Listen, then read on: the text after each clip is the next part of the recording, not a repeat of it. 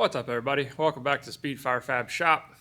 But as y'all already know, we're not going to be in the shop today because this is part 2 of our 3,000 mile road trip in the brand new OBS build. If you followed along and watched the episode 1, you know that I bit off more than I could chew with all the filming and the editing, and it's taken me a while to get it all done. I have honestly come to the conclusion that I originally wanted to try to upload a video every week because I feel like that's kind of what most people do, and maybe that's the best choice. But honestly, I kind of feel like I'm not most people, and I just want to be true and real, and I'm just going to upload a video as I get one done, as I get it edited. Doesn't matter if there's one every day for 3 days or one once a month. I mean, I'm just going to go with the flow, and I'm trying to just video what I do when I do it, and I'm not going to make a big deal about when it gets posted or specific days it gets posted. I don't do this full time, so that's going to be my plan moving forward. Some people might not like that, but honestly don't care. It is what it is, what I want to do, so that's what I want to do. But we're about to dive into the second third of our road trip, I guess. This will be 3 parts. I've almost got part number 3 and the finale done as well. Really just a lot of voiceovers in these videos that I did not think through all the way, and I've learned that I don't like voiceovers. I would rather talk in front of the camera in real time and just edit that out and post it.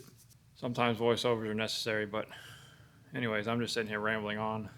This is part 2, where we go from Kentucky, we see LSFest, and we make it all the way up to Wisconsin, the northernmost part of our road trip. Yeah, grab a snack, something to drink on, and enjoy the show. Well, it's day 5 of our road trip journey. We are in Brownsville, Kentucky, just kind of northeast of Bowling Green, I guess. Made it into Bowling Green about 5:30 last night. Got our credentials and checked in at LSFest. The show is going on right now. We just kind of decided that we were both really tired. I definitely think I was sick for a couple days. Aubrey's not feeling great this morning, so we're kind of taking it easy and slow. I think we're gonna go check out the Corvette museum while everybody's at the show. Then we'll head LSFest in the morning on Saturday. Saturday's usually a better day anyways. At least it was when we were at Texas, so I don't know. We'll see. We got this beautiful kind of backdrop out of our front door here. Got a full petting zoo with goats and sheep, mini pony. Nice little covered wagon.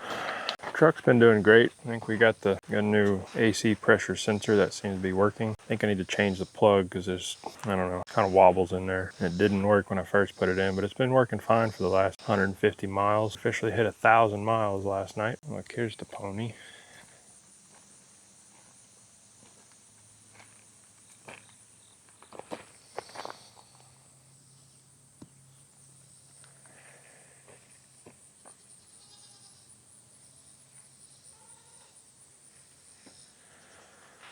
Well, we got fuel pressure problems again, but I don't think we actually have fuel pressure problems because it runs fine no matter what. And when you go to put your foot on the throttle and start just barely creeping into boost, pressure will drop down almost 30 psi. This thing shouldn't even run on 30 psi. So I don't think it's a fuel pressure problem. I think it's a sensor problem. So I'm going to take the sensor off. I want to measure the resistance, see what it looks like. And then I'm probably going to swap this plug and the sensor, put the sensor over here, maybe get it out of some of that heat. See if that will help. I might could even put it in here, but I don't have enough room for that. So that's where we're going to start.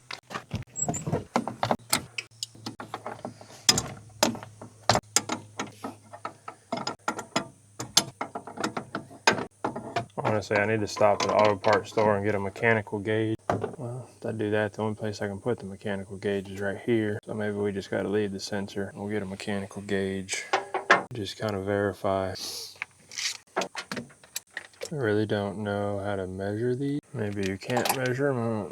I don't think I'm getting the mechanical gauge right there. Got just enough cable to do that, but not do it well. I believe there's enough room.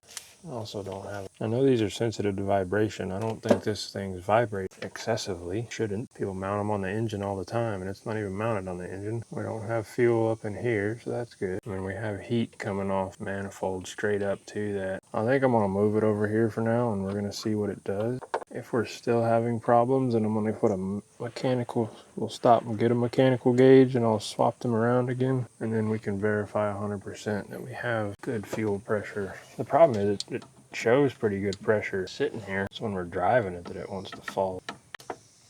Which by this pulling a little bit of vacuum, it should make that, should lower the pressure a little bit, but then boost should build it back up. Problem is it's falling off too much before boost can even build it back up.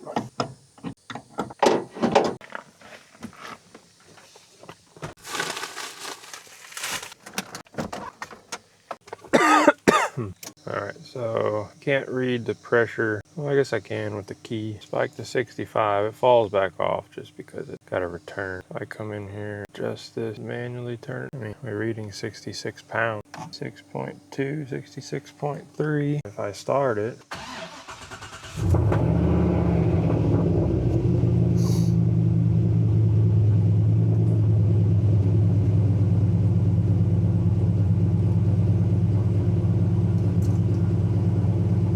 I guess I need to see what that would be with this unplugged.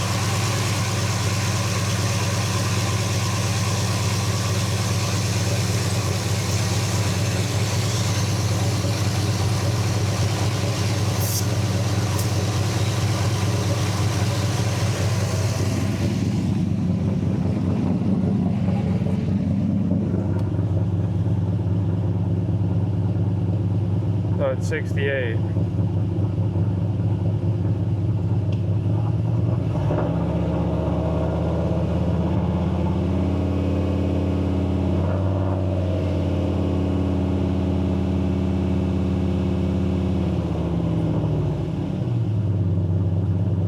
Which is a little high, but I'm not joking. It will drop to 30,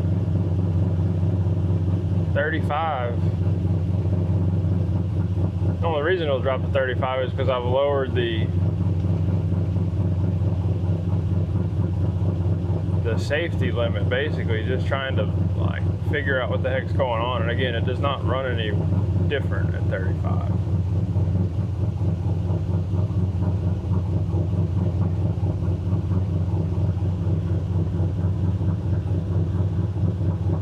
But it seems to be when everything's hot and running, it'll be 50.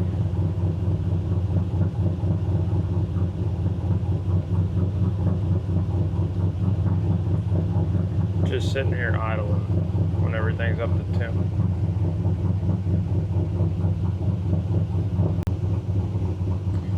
And I doubt we're running out of pump because we didn't run out of pump on the dyno. The secondary pump is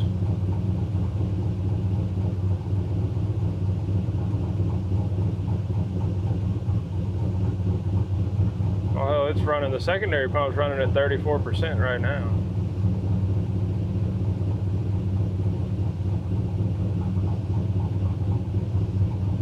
And then it just builds from there depending on boost level.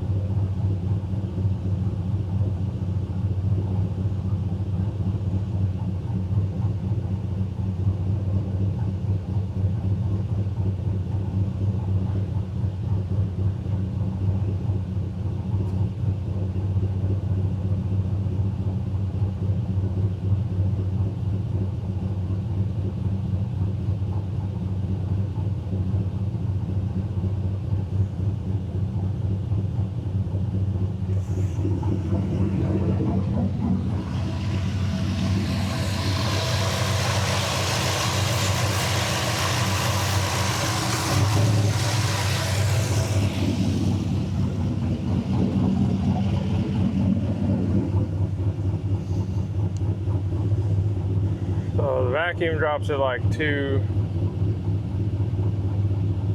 pounds.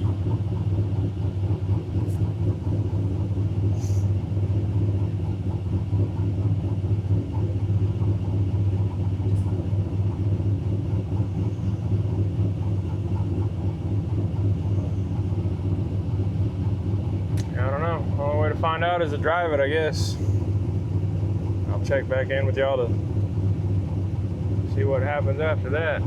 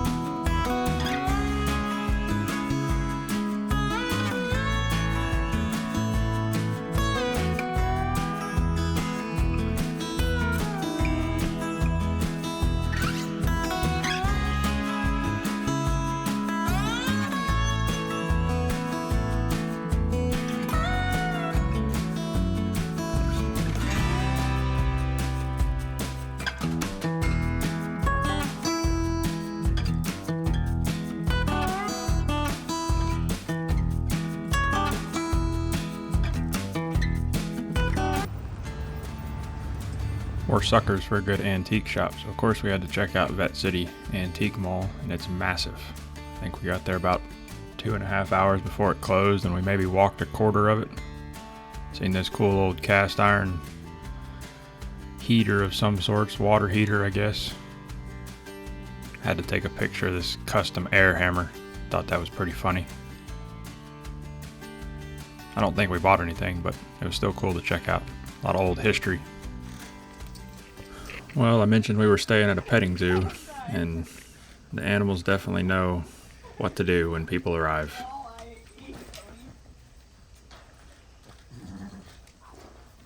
I think the real winner here is the guy who built that fence.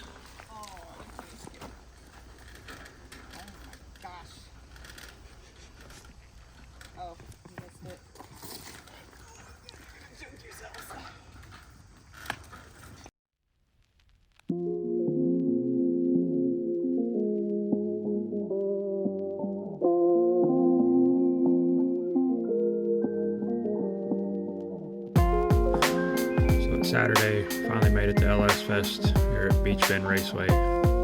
They got a bunch of signs, spectators, and participants, so we got in the participant line because we're participating in the car show. It was total chaos, and I realized after rewatching this clip that I completely missed this sign right here. And I should have just kept going straight.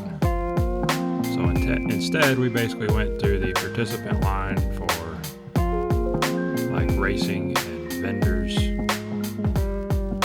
We got lost. The sign turned from participant to vendor parking. We turned around.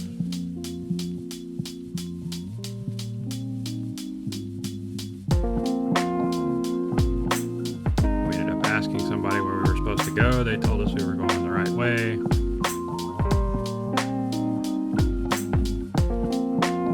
It ended up being a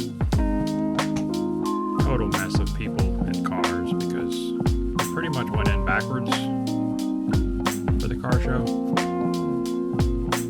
And you'll see right here what I mean by just people everywhere. And we kind of had to go through drag racing parking and vendor row and the sea of people walking in between everything.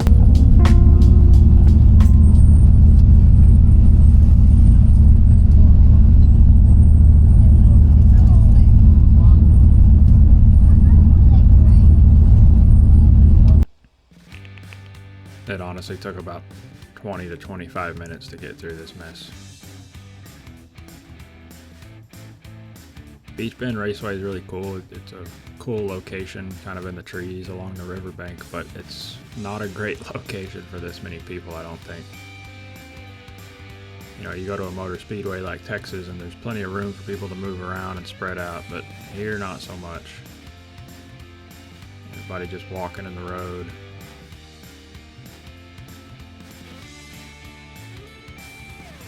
It was at this time we realized that the last week road tripping by ourselves, we were not people ready. And by this point, we were pretty much over it. Like, there's no place to walk, so you're just kind of stuck. Can't really pass people. You got traffic coming the other way. Definitely don't want to run anybody over. So that little building up there in front of us, if we would have went straight at that sign, that building was like another 100 feet and we could have just pulled right in here. Of course, we're rolling in at 10 a.m. so we got to park out in the nosebleed section. You can see we run out of parking there. We ended up in the racing trailer parking lot and had to turn around.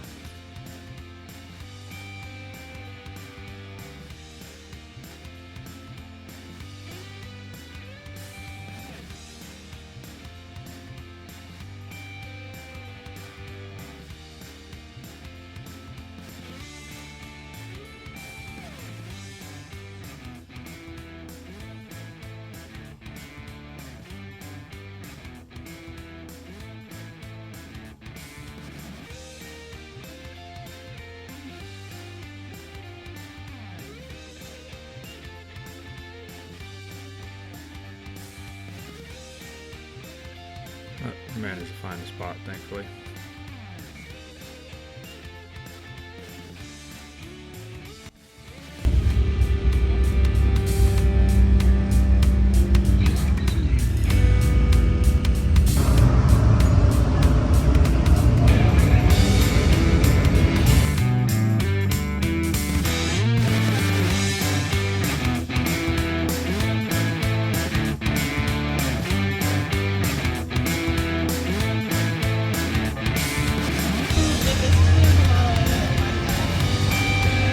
That's just as rusted out.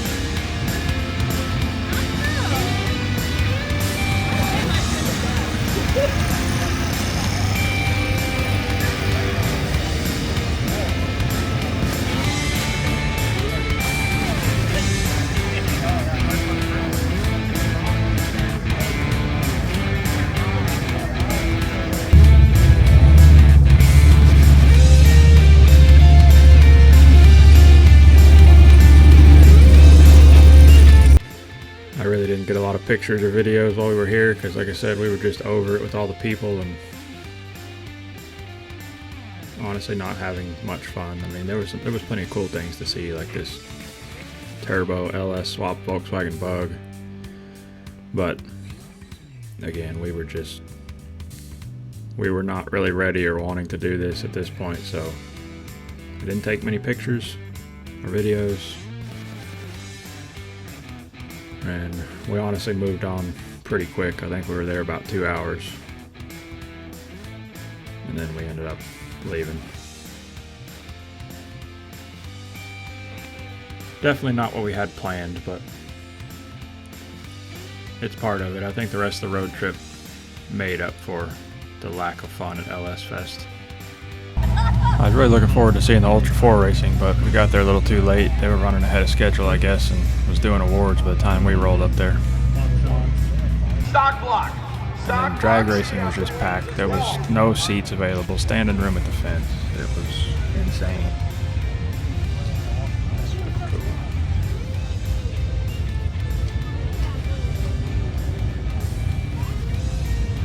Well, it wasn't a complete bust, thanks to Tyler at 269 Motorsports, where I originally bought my low dollar.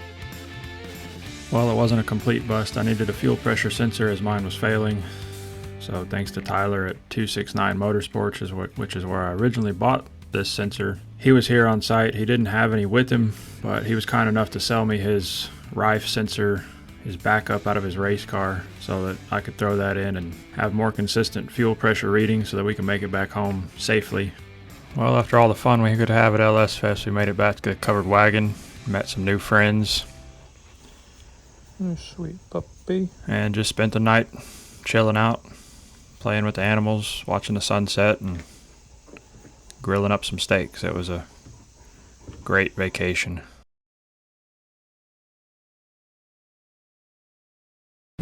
Well, this brings us to Sunday, day 7 of our trip. Getting loaded up to leave out of Brownsville, Kentucky, and head north up toward Louisville, and then further north up to Chicago.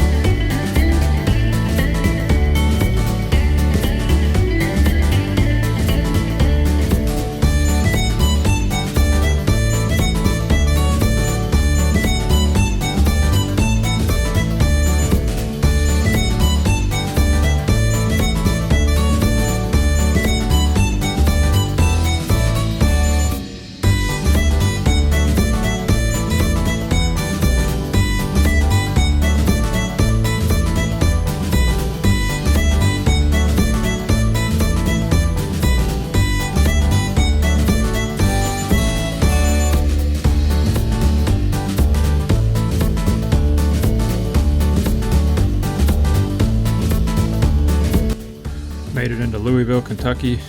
Quick stop for lunch at a place called Hawk's Corner. They've been around since 1912. Cool little bar and grill, outdoor patio. Finished up some lunch. Made it further north into Indiana. One more 3-hour detour at an antique shop, and unfortunately I did not get any travel videos of Indiana to Chicago. Nope. We're in Chicago for FABTECH. We got an 8-minute walk to the train station. Train arrives in 9 minutes. If I miss it, it'll be an hour.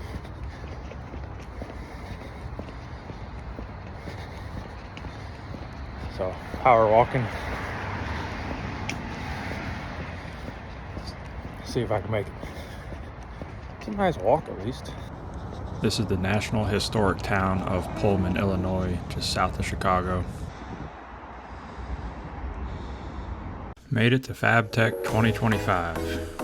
And just like LSFest, I got here and realized again that I do not want people on this trip.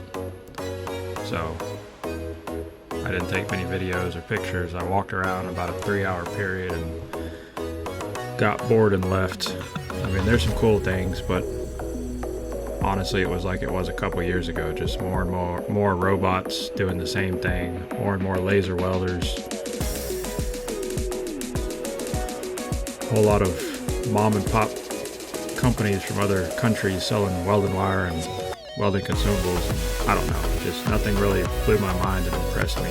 Like I said, I got kind of bored rather quickly, so after a couple hours just looking around, I jumped back on the train and headed back south. If you've never heard of Ray Ripple, you should check her out. They consider her the human CNC when it comes to handheld plasmas, and she was on site hand cutting this panel van, which is pretty neat to see.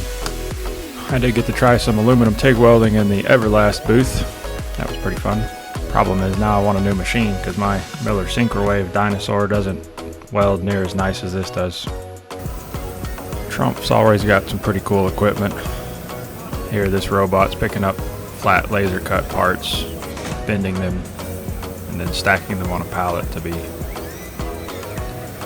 moved from there for other processes.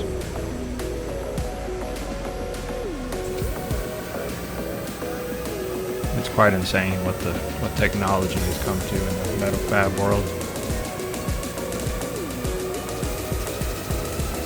Computer controlled everything.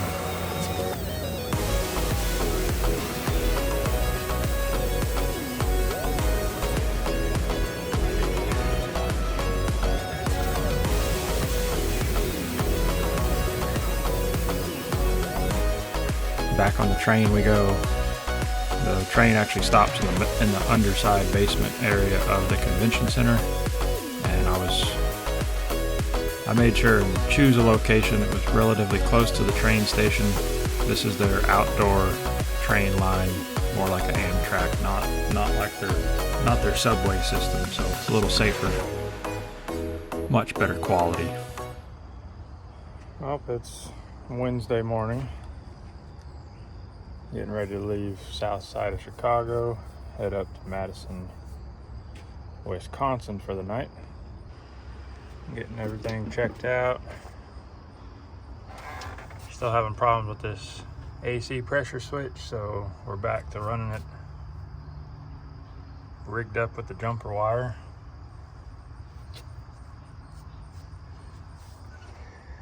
Check the oil, all our fluids are good. Truck's been sitting here 2 days. Got a couple drips on the rear end pinion seal, nothing crazy. Everything else checks out.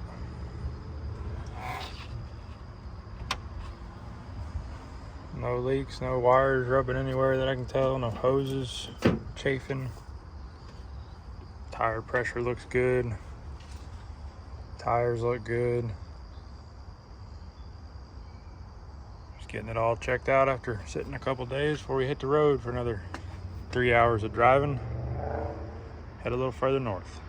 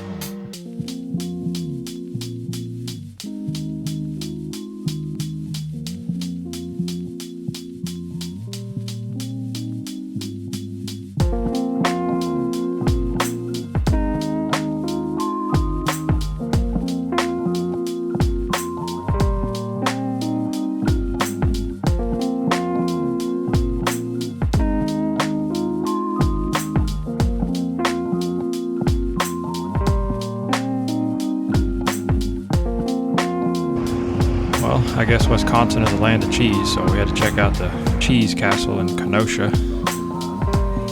It's pretty cool.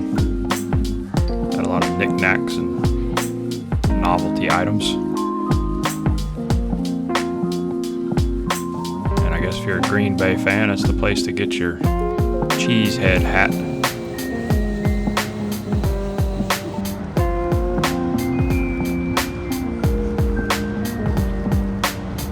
What? Yeah. I got the whole thing.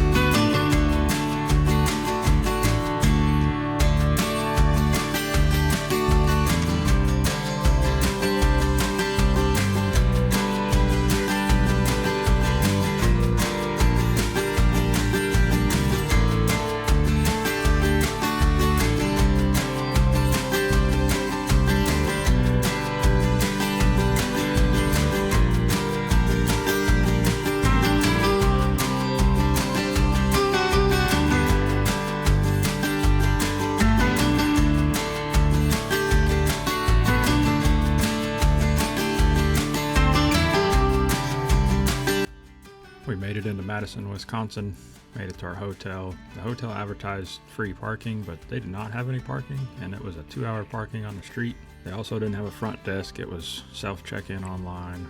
The nearest parking garage was a mile away. Turns out they have a parking garage at the hotel. We had to pay another like $28 to park the truck overnight, which honestly worth it, so nothing got stolen or messed with.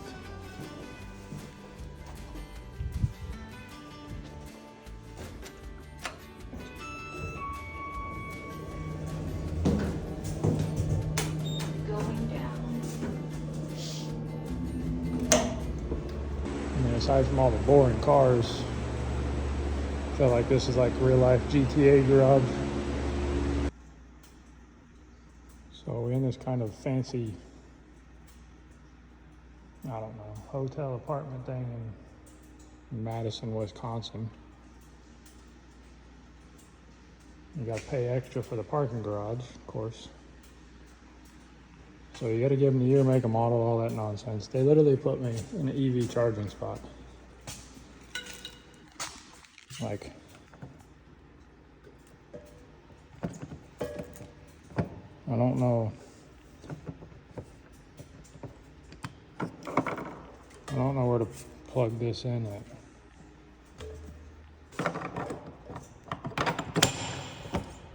So, yeah, it's kind of wild. It's like they did the same thing to the Nissan Altima too. It's kind of funny because there's a spot there's a spot there, but I don't know, maybe they don't have enough. Well, after a bite to eat in Madison, we spent some time walking around their State Street, kind of their bar and shops area. None of the shops were open, and we weren't really into bars, so we spent the night just walking around town and seeing what there was to see. Found a big cat in its natural habitat.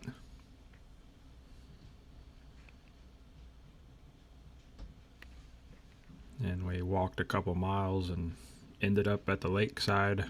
There's actually a lake on both sides of the city. I believe we were on the south side.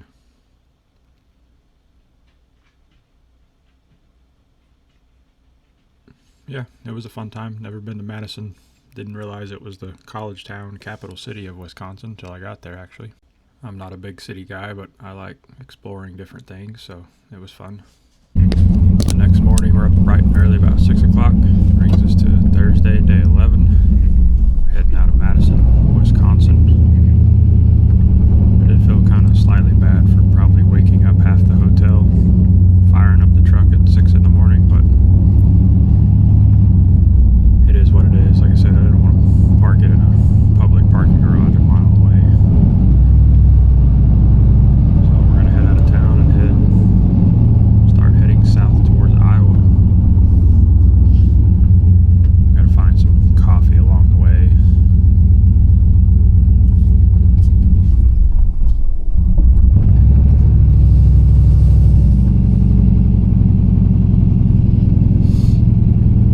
Turn left onto North Blair Street.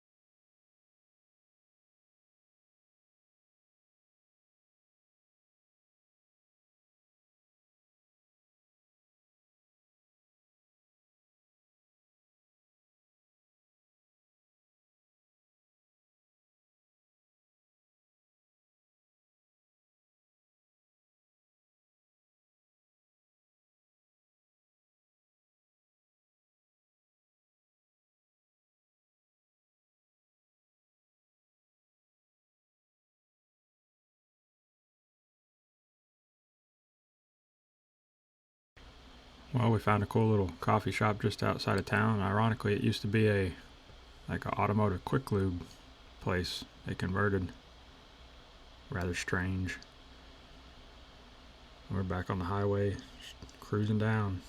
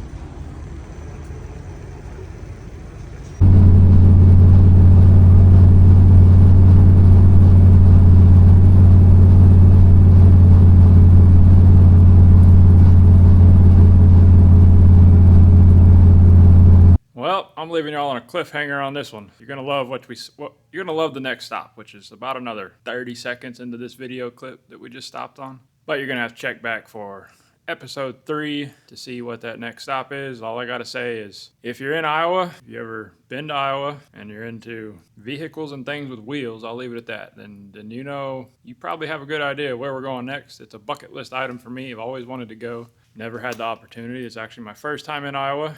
So again, you want to check back next week, or Maybe not next week, but whenever the next video drops. Because honestly, the third part is the best. I think the last section of our trip was the most enjoyable. We'll go with that. The whole thing was enjoyable, but the last section, the last couple days were definitely the best, I think. So stay tuned for that. Thank you all for watching. Thanks for coming by the shop and hanging out, enjoying, following along with us on our road trip. Stay safe, get out there and wrench on something or do something that makes you happy, and we'll see you on the next one.